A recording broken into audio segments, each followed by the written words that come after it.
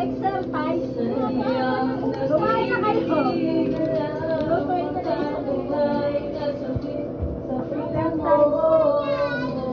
Dami, no? Yeah.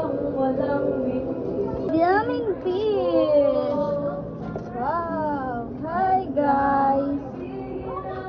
Baka gusto niyo mag-alaga ng isda. Marami po.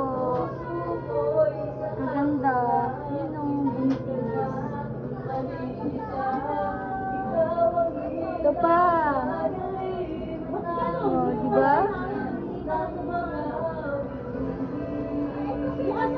Nilusog. Nandulusog nila. Ang dami yan. Napakarami po. Napakarami. Ang ganda nila.